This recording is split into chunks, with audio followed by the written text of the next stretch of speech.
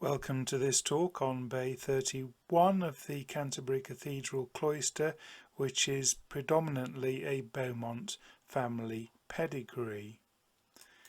And just to begin with, to orientate ourselves, Bay 30 is on the East Walk, which is the chapter house side, and it sits adjacent to Bay 32, which is the Royal Bay.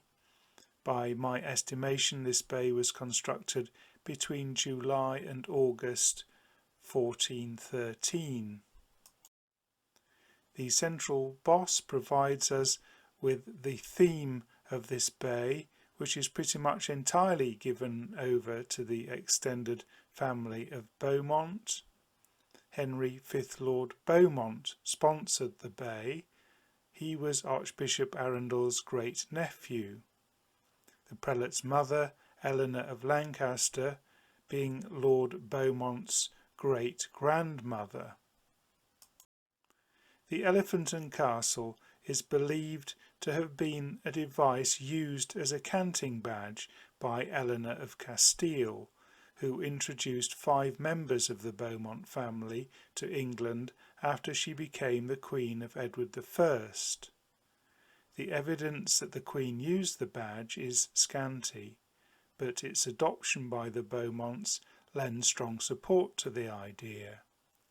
The use of the Elephant and Castle as an artistic motif began in Iberia at least 2 centuries before Eleanor adopted it.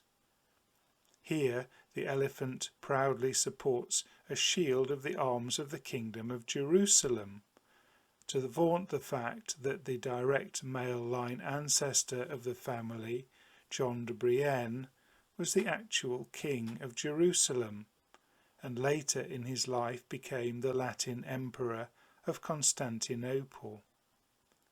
The personal arms of John de Brienne were probably azure, a lion rampant or, although his arms are only known from seals.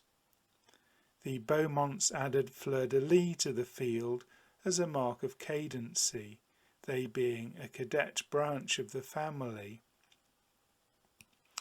The arms of Jerusalem were first used by the family on the seal of Louis de Beaumont, Bishop of Durham, who died in 1333, but the family's use of it then lapsed until the time of the cloister, and I consider it distinctly plausible that it was the Archbishop's discussions with his great-nephew that led to it being reintroduced.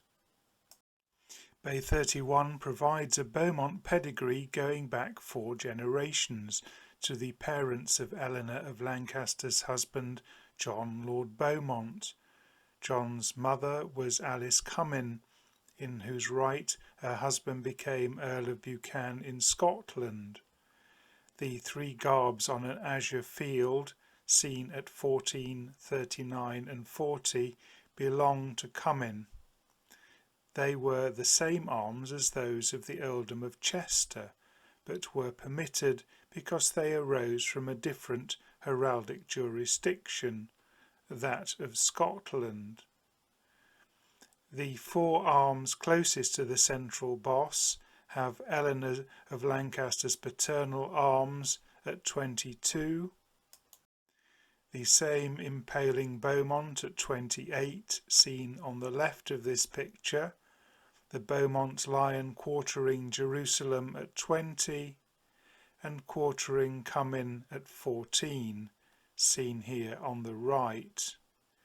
It is clear from this that the Archbishop was thinking here once again of his own extended family. This is effectively an annex to Bay 33, Archbishop Arundel's family bay. The Archbishop's personal arms are at number 1 next to those of Henry IV, whose grandmother was Isabel de Beaumont, Duchess of Lancaster, and sister-in-law of Eleanor of Lancaster.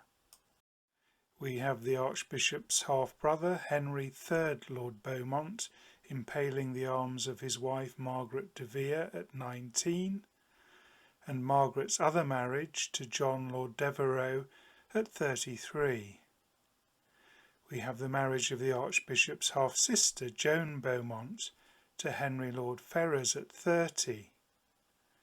In the next generation, there are the marriages of the Archbishop's nephews, John, 4th Lord Beaumont, to Catherine Everingham at 23, and William Lord Ferrers as 2 marriages to Philippa Clifford and Margaret Montague at 27 and 8, respectively. Finally, there is the marriage of the Archbishop's great-nephew, Henry, 5th Lord Beaumont, to Elizabeth Willoughby of Eresby at 5, and of his great-niece Maud Beaumont to Sir Thomas Kiddle at 24. The only individuals not related to the Archbishop are the family of the King's Knight Sir William Fulthorpe, whose sister Agnes married John Kiddle of Hawkslow in Lincolnshire. The arms for this marriage are at number 10. I would next draw your attention to the arms with 3 longships at 25.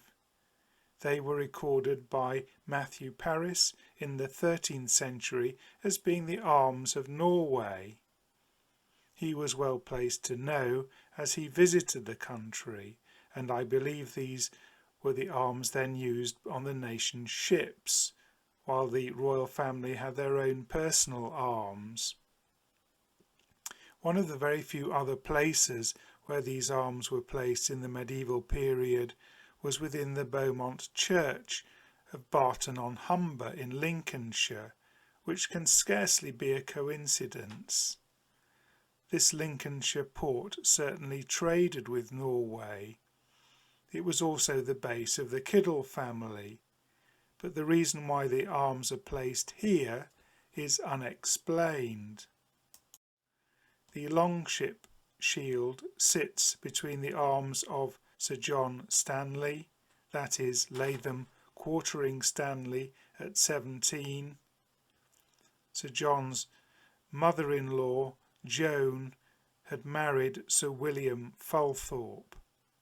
This leaves only a single shield which is entirely unconnected, that of Popham quartering Zouche at 31, which is an infill shield, a repeat of arms previously placed in Bay 19.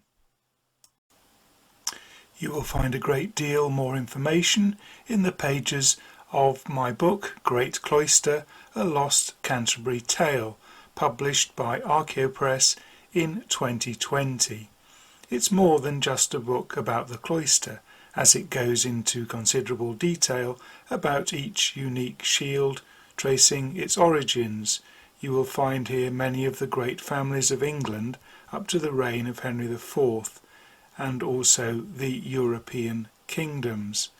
It comprises over 700 pages, including 771 illustrations, 37 pedigrees and a detailed index. You are seeing here just a small selection of the pages. Shortly you will see on the screen details of how to find it. If you would like me to undertake research on your own family, I can be contacted via my personal website, drpaulfoxfsa.com. And finally, do please subscribe to my History and Heraldry channel on YouTube, which of course costs you nothing, so that you can follow additions to my list of talks.